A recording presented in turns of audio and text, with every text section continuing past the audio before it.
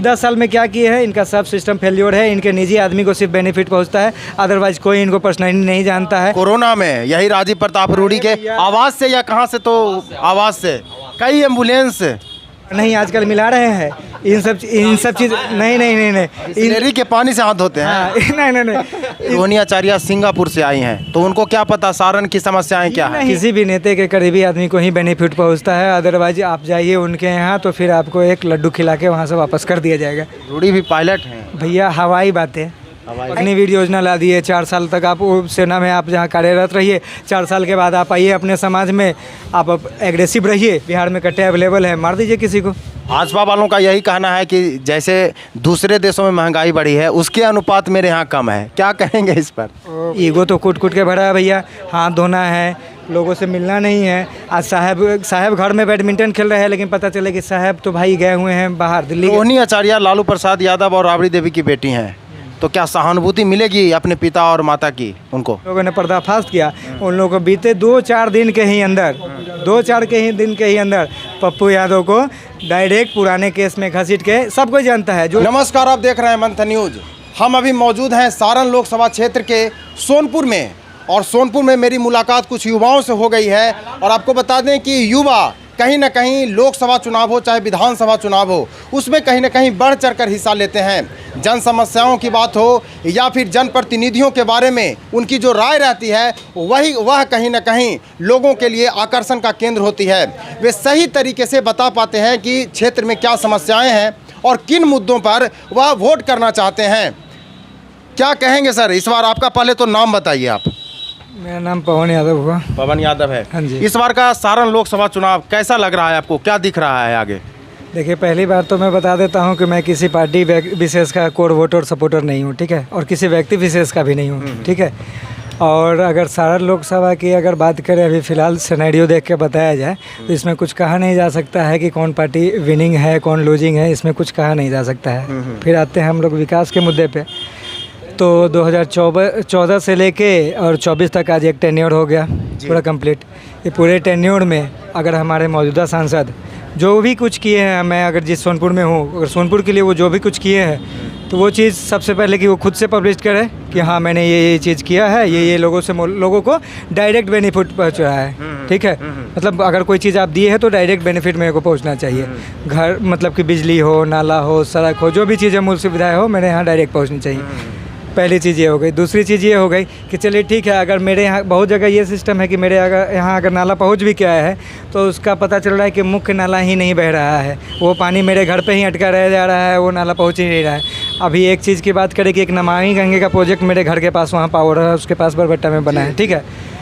अब बनाने के लिए तो वो बन गया, पूरा प्रोजेक्ट तैयार है, जनता का पैसा लगा हुआ है, बन गया, पता नहीं उसका क्या है, कितने में बना है, किसी को कुछ पता नहीं है। यहाँ तो लोग इंटरेस्ट ही नहीं रखता ये सब पूछने में।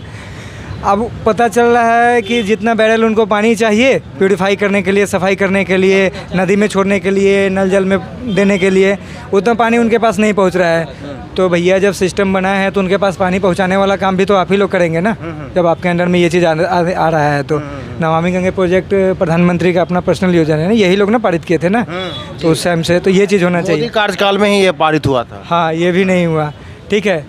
अगर अभी कुछ दिनों से मैं सोशल मीडिया पे बहुत ज़्यादा एक्टिवेट रहा हूँ, ठीक है ना, तो देख रहा हूँ कि मतलब कि मोदी जी के बारे में, मतलब कि जो भी हमारे मौजूदा सांसद हैं वो अपने कामों को नहीं गिनवा रहे हैं, उनके हर एक पोस्ट को खोल के देख लीजिए, जो करेंगे मोदी करेंगे, मोदी करेंगे। अरे भाई, आप लोकतंत्र में हैं, आप लोकतंत्र में यहाँ के सांसद चुन के जा रहे हैं, आप अपना एक वहाँ मुखिया चुन रहे हैं जिसको प्रधानमंत्री बना रहे हैं। तो भैया मेरे, जब आप अगर सांसद हैं तो सांसद होकर आप काम नहीं कीजिएगा तो हम मोदी जी के यहाँ कैसे पहुँचेंगे। हमको तो अपने सांसद के पास पहुँचना है। सांसद महोदय हमसे मिले नहीं। मुझे लगता है कि मैं बचपन से लेकर 97 का मेरा डेट ऑफ बर्थ है, ठीक है, बचपन से लेकर मैं आज तक यहाँ पे 2024 तक आ गया, कभी भी मैंने अपने सांसद को 1-to-1 फेस नहीं किया। अच्छा, क्षेत्र में आते हैं कि नहीं राजीव प्रताप रूडी? ना, नहीं आते हैं ना। देखा जाए तो उनको तो मैं जानता भी नहीं हूँ भाई, फेस की मतलब कैसे है, कभी आए ही नहीं। मेरा घर बरबट्टा है, अब बरबट्टा में आज तक मैं जिस जगह पे रहता हूँ उस जगह पे हम बताते हैं कि बंगला है उसी के बगल में, बरबट्टा गांव के बगल में ही सर्किट हाउस है, इन लोगों का रुकना होता है, लेकिन उस गांव में ये लोग कभी प्रवेश नहीं किए हुए। हाँ, इससे बात किया जाए कि ये भाजपा के ही पहले मतलब कि विधायक रहे हैं विनय कुमार सिंह, वो घर पे आए हुए हैं, वो भी आए हुए हैं वोट के सिलसिले में, काम पूछने नहीं आए हैं कि भैया आपको क्या काम चाहिए, वोट के सिलसिले में आए, 10 लोग के साथ आए। जाहिर सी बात है, अभी मेरे घर आइएगा तो आपको चाय पानी नाश्ता पिलाया जाएगा, हमारा जो है सेवा सत्कार किया जाएगा। अतिथि देवो भव तो भारत के रग रग में है ना। लेकिन टू दी पॉइंट बात करने के लिए इनके पास कुछ नहीं है, ना हम लोगों ने कभी देखा है सांसद महोदय को डायरेक्टली सामने से, बिल्कुल हम उनके बारे में कुछ नहीं जानते। हाँ, बीते कुछ दिन पहले की बात बता रहा हूँ, लगभग अभी कभी 20 दिन पहले, 20 दिन की पहले की बात होगी बस, 20 दिन पहले रोहिणी आचार्य जी आई थी हमारे मोहल्ले में, आई, वो भी वोट के सिलसिले में ही आई थी, लेकिन पर्सनली घर पे आई। ये चीज़ कहीं ना कहीं व्यक्तिगत रूप से अच्छा लगा हमको कि ठीक है, अगर किसी पार्टी से है, किसी चीज़ से है, तो पहली बात कि आप भी किसी पार्टी से है तो मेरे साथ आइएगा, एक बार 2 मिनट बैठ के बात कीजिएगा, ठीक है। समस्या पे भी बात हो सकती है, चाहे बिस्किट पे भी बात हो सकती है कि बिस्किट का क्वालिटी अच्छा है कि बुरा है, कुछ भी XYZ। सबसे बड़ी बात है कि आपको, अगर आप मेरे प्रतिनिधि हैं ना, तो मेरे फिजिकल फिटनेस से लेकर हर चीज़ के बारे में आप पूछ सकते हैं, ठीक है ना, चाहे मेरा वो पर्सनल निजी ही मामला हो, फिर भी पूछते हैं। इससे होता है क्या है ना कि लगता है कि हाँ, अगला मेरा सुनने वाला है कहीं ना कहीं। दोस्ती आदमी से क्यों होता है कि वो उसका दुख सुनता है, समझता है, हरता है, उस पर काम करता है, ऐसा उनमें देखने को मिला।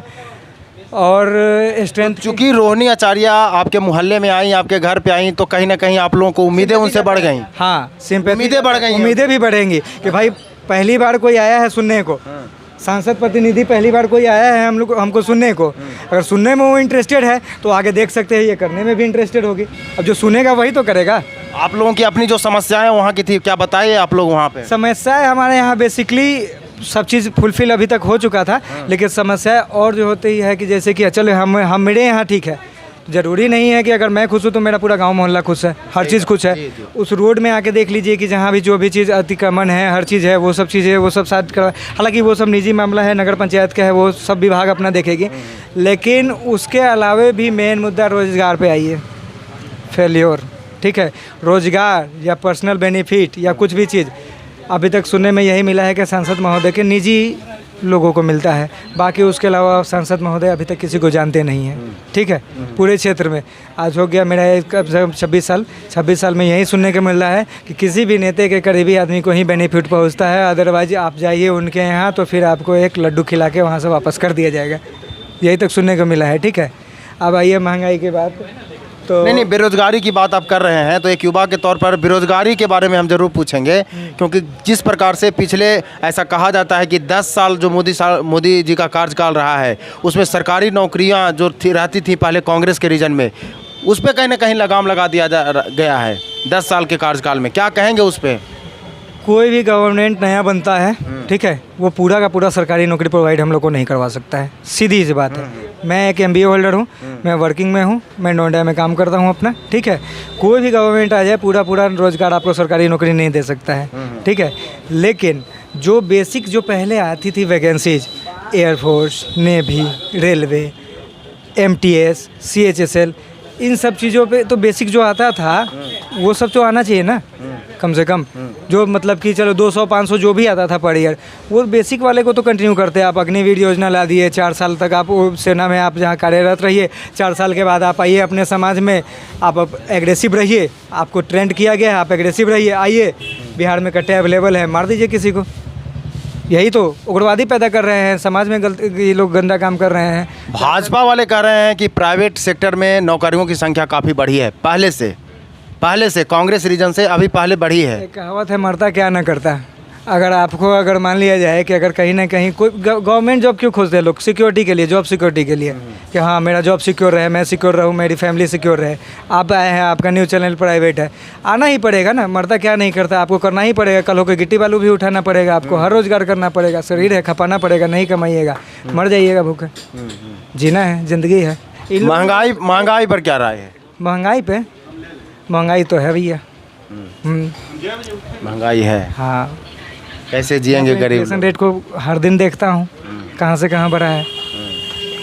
भाजपा वालों का यही कहना है कि जैसे दूसरे देशों में महंगाई बढ़ी है, उसके अनुपात मेरे यहाँ कम है, क्या कहेंगे इस पर? ओ भैया, इन्फ्लेशन रेट मिला ही है ना, आप ज़्यादा दूर क्यों जाना, सबके पास में हाथ में फ़ोन है। सब लोग भक्त जो भी है, कोर वोटर सपोर्टर जो भी है, अपना पर्सनल फ़ोन खोल के देखे, गूगल लेके और देखे कि इन्फ्लेशन रेशियो रेट कंपेरिजन कर ले, चाइना वालों से कर ले। जिस किसी भी लोग कहते हैं ना कभी कि हम अमेरिका से आगे निकल गए हैं, हम चाइना से आगे निकल गए हैं, तो रेशियो मिला ले ना भैया, कंपेरिजन गूगल बता देगी आपको। ज़्यादा दूर क्यों जाना है कि नहीं। महंगाई पे यहाँ पे तो ऐसे बात करना है ना। अब यहाँ कहने के मतलब मैं भी कह दूँ कि यार जो बिस्कुट 3 रुपये मिल रहा है, आज 10 रुपये मिल रहा है, वो कहने की बात है। हम दर में वृद्धि हम देखेंगे कहाँ से, ऊपर से देखेंगे, नीचे से भी देखेंगे, लेकिन ऊपर से भी देखेंगे। टैक्स बढ़ रहा है, हर चीज़ बढ़ रहा है, तो जाहिर सी बात है कि कंपनी क्या करेगी, सामान शॉर्ट करके देगी या फिर रेट बढ़ाएगी, यही चीज़ करेगी ना। और महंगाई बढ़ाने का बेनिफिट जो है वो सब चीज़ पूंजीपतियों पे पहुंच रहा है। टैक्स अच्छा खासा मिल रहा है गवर्नमेंट को, वही टैक्स से ये लोग पूंजीपतियों को कर्ज माफ़ी कर रहे हैं, उन लोग को ये दे रहे हैं, क्या कहते हैं, लोन दे रहे हैं, लोन के पीछे भी सब्सिडी दे रहे हैं, उनको बढ़ावा दे रहा है। सीधी सीधी बात ये है कि पूंजीपतियों की सरकार है, अमीर अमीर बनेगा, गरीब गरीब बनेगा। सीधा इतना समझिए, अमीर अमीर बनता चला जाएगा, गरीब गरीब बनता चला जाएगा। बस जेब से पैसा छीनने का पूरा काम हो रहा है। अगर आपके पास अगर पैसा है, अगर मार्केट में जाइएगा, कोई भी चीज़ पर मन आएगा, तो ये मत सोचिए कि जेब बचेगा, वो पूरा ख़त्म हो जाएगा। अच्छा, रोहिणी आचार्य लालू प्रसाद यादव और राबड़ी देवी की बेटी हैं, तो क्या सहानुभूति मिलेगी अपने पिता और माता की? उनको मिलना चाहिए, मिलना चाहिए। माँ पिता काम किए हैं। अगर मेरे पिताजी अगर मान लीजिए कि इस चाय दुकान को बनाने में पूरा काम किए हैं, ठीक है ना, अगर उन्होंने अच्छा सर्विस दिया है लोगों को, लोग उससे उनसे खुश रहे हैं पिछले दिनों में, ठीक है, मानते हैं, तो जाहिर सी बात है कि उनका बच्चा आएगा तो लोग यही सोचेगा ना कि हो सके इनके बाबूजी अच्छा काम करते थे, इनके बाबूजी अच्छा सर्विस देते थे, ये लड़का भी अच्छा काम करेगा, ये भी अच्छा चाय पिलाएगा, चलो इसको एक बार देखते हैं, ट्राई करते हैं, मौका देते हैं। मौका देगा लोग, क्या भैया, यही चीज़ है ना। एक बात और चल रहा है यहाँ पर कि रोहिणी आचार्य सिंगापुर से आई हैं, तो उनको क्या पता सारण की समस्याएं क्या है। नहीं, तो ये इसमें पॉजिटिविटी आप गेन कीजिए ना। सिंगापुर से आई हैं, सिंगापुर मॉडल आएगा यहाँ पे। लोगों को चाहिए ना हायर थिंकिंग। अभी हमको यूथ चाहिए, यूथ इसलिए चाहिए हमको भैया, ये ऐसा आदमी चाहिए जिसको आईटी का नॉलेज हो, पॉलिटी का पूरा तो नॉलेज हो ही, हिस्ट्री का नॉलेज हो, हर चीज़ का नॉलेज हो। हमारा देश एडवांस टेक्नोलॉजी में आगे बढ़ रहा है। आपके फ़ोन में आज AI है, तो इन सब चीज़ों पर बात करें ना लोग। हाँ, सारा चीज़ तो आजकल हो गए AI बेस्ड, हम लोग टेक्नोलॉजी पे बात करें ना। अब पुराना घिसा पीटा नेता को हम चुन के, आज जो खुद नेता फ़ोन नहीं लगा पाता है किसी आदमी को, कहता है पिए को नहीं लगाओ तरे, तो उस आदमी से क्या बात करें। हमको चाहिए यूथ, जुनून, जोश, रुतबा, कि काम करे एनर्जी के साथ, टेक्नोलॉजी का समझ हो जिसको। रूडी भी पायलट है। हाँ, रूडी भी पायलट है भैया, हवाई बातें। एक बात बताइए, एक सेकेंड, मैं MBA हूँ, ठीक है, मैं भी सिस्टम चलाता हूँ, मैं भी सारी चीज़ें करता हूँ कंपनी का, ठीक है, ये मेरी पर्सनल स्किल है। इससे आपको क्या बेनिफिट है, बताइए, कोई बेनिफिट है आपको? नहीं। रूडी जी हवाई जहाज़ चलाते हैं, उससे मेरे को क्या बेनिफिट है? नहीं, पढ़ाई लिखाई की बात के लिए। पढ़ाई लिखाई की बात के लिए भैया, फिजिक्स पढ़े हैं, अच्छा फ्लाइट चढ़ाते होंगे, पर्सनल स्किल है भैया, पर्सनल स्किल मेरा भी है। मेरे पर्सनल स्किल से अगर आपको कोई बेनिफिट पहुंच रहा है तो वो गुड फेथ में जाएगा, लेकिन अगर आपके पर्सनल स्किल से अगर मेरे को कोई बेनिफिट नहीं है तो इसका कोई बात ही नहीं है। आप पायलट रहिए, आप ट्रेन चलाइए, रेल चलाइए, गाड़ी चलाइए, उससे क्या मतलब है। चलाने का तो बहुत लोग बहुत कुछ चला रहा है, तो क्या हमको नहीं आता है कार चलाने? मेरे को कार चलाने नहीं आता है, क्या कहिएगा, हम लुल है? I am nothing, I don't know anything, क्या कहिएगा। सही बात है। रूडी जी का पर्सनल स्किल है। अब इस चीज़ पे वोट लेने की क्या ज़रूरत है? काम बताइए ना कि हमने लोगों को कितने आदमी को फ्लाइट पर घुमा दिया है। फ्लाइट चलाते हैं, कोरोना टाइम में भैया 2020-21 की बात है। अरे वो तो हाथ में पुराना नहीं, आजकल मिला रहे हैं इन सब चीज़। नहीं नहरी के पानी से हाथ धोते हैं। हाँ, नहीं, इन सब चीज़ों पे आजकल काम हुआ है। आजकल लोग को दाल चावल खिला भी रहे हैं, अब बोल भी रहे हैं कि हम खिला रहे हैं। ओ भैया, जो आप जो काम कर रहे हैं ना, सोशली हर बच्चा शुरू से ही करते आ रहा है। अपने गांव समाज में सब लोग को खाना पीना खिलाते हैं। हम लोग भी भोज भात में जाते हैं ना, तो चप्पल उतार के पानी चलाते हैं जग से, तो ये सब नॉर्मल है। हो सके आपके लिए ही नया स्टंट होगा, आपके लिए नया काम होगा, आप बचपन से नहीं किए होंगे। आज आप मखमल पे रहे होंगे, आप आज को अचानक फर्श पे आना पड़ गया, तो आपको लग रहा होगा ओ यार मैंने तो कुछ कर दिया आज। तो ये आपके लिए स्टनिंग होगा, मेरे लिए तो नहीं है, ठीक है। हम लोग ये सब चीज़ के हैबिचुअल है, काम करते रहते हैं, ठीक है। और जो बात कर रहे थे हम लोग उस पर, हाँ, एम्बुलेंस वाली बात पे 2020 एम्बुलेंस का मुद्दा काफ़ी वायरल हुआ था कोरोना में। यही राजीव प्रताप रूडी के आवाज़ से या कहाँ से, तो आवाज़ से कई एम्बुलेंस सारा एम्बुलेंस रखे हुए थे वो तो बॉस रूडी जी बालू ढोवाते एरोप्लेन चलाते हैं, ठीक है। बेचवाते थे। रूडी जी एम्बुलेंस चलाते हैं। कोविड में बहुत लोग उनके खुद अपने करीबी मित्र इष्ट मित्र सब कुछ रहे, सब कोई बीमार हुए हैं, बहुत लोगों की डेथ हुई है, बुरा लगा, ठीक है। लेकिन क्या रूडी जी अपने पर्सनल स्किल का फ़ायदा उठा के कितने आदमी को एयर एम्बुलेंस का सुविधा दिए हैं, कितने आदमी को अपने एयर एम्बुलेंस में एरोप्लेन में बैठा के जाके एम्स PMCH कहाँ पहुँचाए हैं बताइए, दिल्ली तक पहुँचाए हैं। आपका अगर एरोप्लेन आप चलाते हैं, ठीक है, आप पायलट है तो आप उसको आप चाहते हैं आपके अंदर में करने का जुनून होता तो उसको एयर एम्बुलेंस बना देते हैं अपने एरोप्लेन को। आपका पर्सनल अगर कोई है, आपका प्लेन हेलीकॉप्टर जो भी है, चॉपर जो भी है, उससे आप आदमी को बेनिफिट पहुंचाते, तब ना आपके पर्सनल स्किल का होता कि अरे भाई मेरे रूडी जी ऐसे हैं कि वे एरोप्लेन से पहुंचा दिए, अपने एगो आदमी मर रहा था उसको जाके दिल्ली एम्स पहुंचा दिए, उसका इलाज हुआ। चलिए डॉक्टर फेल्योर हो गया, जिया मरा, उस बात की बात है, लेकिन रूडी जी पहुंचा दिए।